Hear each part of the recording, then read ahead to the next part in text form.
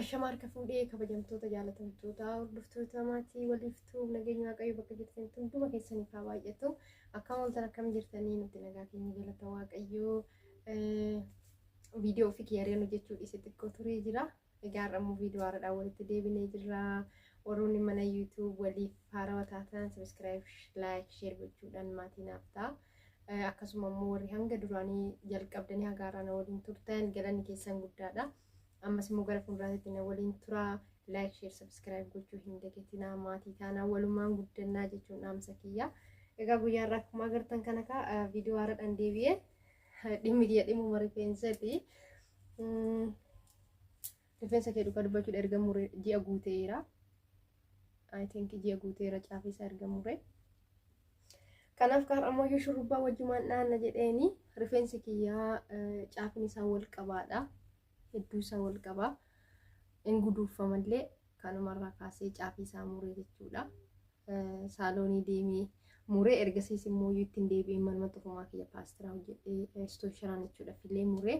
Kanaaf har'ammoo qibaatii fayyadamuus isinitti himaa dhugaa dubbachuudhaaf duraan baay'ee caccaba. Garmalee gaafii tokko malee caccaba rifeensi kiyya baay'ee. Amma garuu garaagarummaa qaba. Akkasumas immoo qibaatii akkam fayyadamu walumaan ilaallaa. Manna kiyyaaf immoo warra haaraa taatan subscribe godhaa. Dhugaa guddaa galatoomaa subscribing guyyaadhaan haga tokko dabalaa jira. Guddaa galatoomaa irra deddeebi'ee galatoomaa isiniin jedhaa wal malee homaa hin qabnu. Mixiin wal qabattee harba hiitii jedhama. Quncee wal qabattee harba hiitii jedhama. Akkasuma kan wal malee homaa hin qabnu walumaan guddannaa isiniin jedhaa. Ammas immoo subscribe like share gochuudhaan waliin turraa waan hin beekne walirraa barana waan beeknu immoo wal barsiisna. Kun egaa waanuma jiru. Kanaaf egaa har'amee fakkeenyaan rifeensa kee gara gadi dhaachuu jaaladha. Mee walumaan haa dhaannu. Akkasumas immoo yoo rifeensi sababa maaliitiif ciccitaa, sababa maaliitiif caafni isaa guduufamaa ani rifeensa kiyya irratti argee jira jechuudha. Rifeensi kiyyaa yoon dafee hin filin fakkeenyaaf akkatti hiikamee jiru kanatti yoon bulee yeroo lama guyyaa lama yookaan guyyaa tokko yoon oole hin marama caafni isaa. Kanaaf rifeensi kamiyyuu addaaf fuudhamee yoo filame faayidaa hedduu qaba. Rifeensi hin ciccitullee akkasumas immoo yeroo tokko rifeensi hundeedhaan buqqaa. Inni amala rifeensa marguu ta'uu danda'a. Tokko rifeensi margu caafiin isaanii buqqaa jechuudha. Kanaaf akkasumas immoo ani filaa kanaan kan fayyadamu caafii isaa qabee ta'ee sirriitti fila. Innis yaaduma rifeensi keenya goggogaa waan ta'eef ni iyya yeroo filannu malee sirriitti na fayyade. Kanaaf na waliin turaa wajjuma shurrubbaa dhaannaa isiniin jedhaa.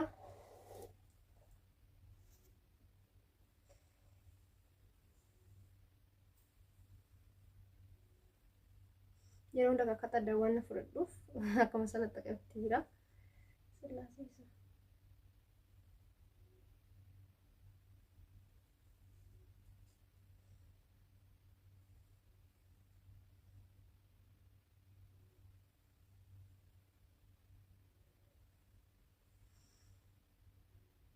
Namoonni tokko rifeensa yeroo ofirratti dhahanii ni margaa jedha. Namoonni tokko immoo rifeensi yoo ofii dhahatan ni ciccitaa yeroo namni namaa dhahee wayyaa jedhama. Ani kana kam keessayyuu filannoon fudhadhu jechuun ofii kiyya yeroo rifeensa kiyya dhahadhe bakka jabeessitis hin dhahu waan ta'eef dafee hiika. Akkasumas of hin dhukkubsu. Garuu yeroo namni naa dhahee ana na dhukkuba. Namni garaagarummaa qaba. Akkasuma fuuldura kanaaf rifeensa fuuldura kanaa agartaniirtu viidiyoo duraanii irratti hedduu isaa dhume bakka iddoon kun siruma hin qabamu. Nama akkuma agartanii namni mul'atee abdiin qaba. Hin haphate garuu ammas margaa jira. Isas fayyadamuu dandeessu warra akka kiyya duubatti isinirraa deeme rifeensi keessanii.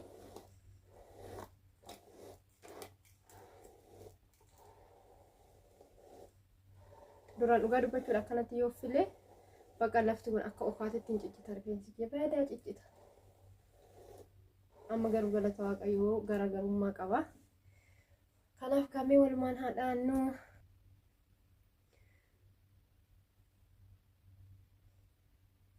Kun akkuma agartan kana haala kanaan dhaanna. Keessayyuu namni kushiinaa keessa oolullee haga tokko omaan jedhu haga nyaata bilcheessuutti soorata rifeensa isaa qopheeffachuu danda'a. Nuti gaa xiqqoo hin ulfaata warri ijoollee nu kuni. Kanaaf aga danda'ame tokko gaa waan hundumtuuyyuu namarraa hafaa rifeensa ofiitu namatti hafa. Kanaaf hundumti keessan amma isinii danda'ametti rifeensa keessan kunuunfadhaa jechuun dhaamsa kooti. Dhugaa dubbachuudhaan yeroo hin qabu garuu aga yeroo qabu sanitti hamma tokko gaa inuman tattaafadha. Kanaaf haaluma kanaaf noo kanatti shurrubbaadhaan an dhugaa dubbachuudhaan dhukkuba waan ta'eef hin jabeessu baay'ee. Haala kanaan erga dhaattanii boodatti immoo zayitii fayyadamuu qabdan yookaan immoo qibaatii fayyadamtanii isin fayyadamuu dandeessu. Haala kanaan akkanatti shurrubbaadhaan yeroo guyyaa 3 guyyaa 4 bulchine immoo soorata isaa kennuufii dandeenya. Ani namni jenne waan ta'eef viidiyoo waraabne kana duratti yeroon kana aanan dhaadhu kana miiccadhu jechuudha. Hojjedheen ture ergasiis kana akkuma agartan kana haaluma kana shurrubbaa dhaadhee jechuudha. Dhugaa dubbachuudha ani akka filannoo kiyyaatitti rifeensa ofii osoo dhaatanii bareedadha. Maaliif hamma ofii abbaatu beeka waan jedhu nama tokko rifeensi dhukkuba. Ani fakkeenyaaf amma rifeensa namni naadhee na dhukkuba bakka ofii kiyyaa akkana dhukkubuu fi akkana dhukkubnatti adda baafadhee waan dhaadhuuf namni rifeensa naadhee bakka guyyaa tokko guyyaa lama caalan teessisu. Kanaafuu akkasumas immoo rifeensi harkifamee dhaamu ni ciccitas ni buqqaas kanas ni beektu. Kanaaf keessayyuu warri akka biyya hambaa keessa mana hambaa keessa jirtanii yeroo boqonnaa keessanii akkasillee qaqalastanii dhaachuu yoo isiniif mijachuu baate bakka 2 bakka 3tti rifeensa keessan ishimadhaa soorata isaa kennaa fi bakka rifeensa akka kiyyatti nama dhibu kana akka rifeensa kiyyaatitti nama rakkisu kana fakkeenyaaf avokaadoo muuzii waan akkana bakka torbanitti al tokko yoo fayyadamtan zayitii isaatti erga miicitanii booda bakka 2 bakka 3tti yoo shimtan homaa tokko rakkoo hin qabu. Akkasitti bakka rifeensi kiyyaa naami jechaa kan jiru. Akkuma agartan rifeensi kiyya duraan parmii fi qalamiidhaan rifeensa baay'ee badeedha. Haguma kanaayyuu hin jiru dhugaa dubbachuudha yoo ta'e viidiyoo torbee 2 dura hojjedhe keessatti suura duraan isin maxxanseen ture. Kanaaf wanti hunduu hin jijjiirama. Keessattuu yoo itti obsan biqiltuun tokko goggogeedhaan yoo dhiisan ittuma goga malee deebi'ee hin margu. Osoo abdiin kutiin garuu bishaan obaasan biqiltuu sun deebi'ee marguu ni danda'a jechuudha. Kanaaf namni kamuu abdiin kutiin yoo itti deebi'ee kunuunse waan hin dhabu hin jiru. Rifeensis immoo yoo akka biqiltuuti. Yoo kunuunfame ni biqila yoo bishaan dhabe immoo yookaan yoo kunuunsa dhabe ni gogaa jechuudha akka biqiltuutitti. Kanaaf rifeensa keessan kunuunfadhaa. Warri shamarranii isiniin jedha. Meegaa warri na wajjin jalqabdan eessa geessanii walumaanaa kunuunfannu walumaanaa gama garfannu yeroo yoo dhabnillee yeroo bakka 2 bakka 3tti gaa mataa keenya shimachuudhaaf yeroo hin dhabnu. Kanaaf na waliin turaa sagalee isinitti hin dheeressu. Egaa kabajamtoota kiyyaa guddaa dhiifamaa sababa sagaleen na jeeqefkaa ijoollee raffisee viidiyoo waan waraabeef ijoolleen hirriba waan ka'aniif sagaleetu jira ture. Kanaaf sagalee kiyya addaan kutee amma sagaleetti waraabaa jira jechuudha. Egaa akka viidiyoo isinitti hin dheeressu jedhee gar tokko haala kanaan fixadhee jira jechuudha. Shurrubbaa kiyya dhugaa dubbachuudha rifeensi kiyya jijjiirama qaba galata waaqayyoo. Namni tokko waan tokko itti faajee gaafa bu'aa irraa dhabee aara malee gaafa bu'aa san irraa argate ni gammada. Oo dhabes gaarummaadha fedheetuma callisuudha. Yeroo hundumaa galata waaqayyoo isiniin jedha kinoo haala kanaan garanas xumuree jira. Sagalee waan dheeressuu viidiyoo dheeressuu waan hin barbaanneef viidiyoo dhaabitoo dhaadhe jechuudha. Fuuldurri caccaba fakkaatu kun akkuma isinitti himee dhiyoo amma naam argaa jira. Isas immoo hojjedheen ture. Roosmarii, mismaarii fi qarafaa walitti bishaanitti deffisee erga inni qorree booda fuuldura isaatitti afuufee sana boodatti rirrittadha. Akkasitti fayyadamaa isiniin jedha. Kanaaf shurrubbaa kiyyaanii akkuma agartan kana jabeessee hin dhoofne laaffisee hin dhahee maaliif tokkoffaan nan dhukkubuu lammaffaa carraa marguutillee ni qaba. Rifeensi sirriitti yoo goggogee dhahamuu baate sirriitti kafiifa ta'ee yoo dhahame carraa marguu ni qaba. Kanaaf mee walumaan ilaalla. Haala kanaan irra xumuradhee jira jechuudha. Akkuma agartan kana kinooyi viidiyoo biraatinis walitti deebina. warri mooyyuu maatiin antee nagaarraatitti osoo maatiin anteen jirtan maatiin haftaa like share subscribe gochuudhaan gara mana waliif tuubitti makama warroon hangaarraa muuna waliin turtan yaada keessan koomentiidhaan wanta adda addaa gara adda addaatiin ibsitan immoo galanni keessan guddaadha guddaa sin galateeffadha hammas immoo na biraa hin hafinaa yaada keessan naaf qoodaa hiriyoota keessaniif share godhuu hin dagatinaa siniin jedha haaluma kanaan kinoo ergan fixadhee egaa qibaatiin fayyadamullee nan qabaani qibaatii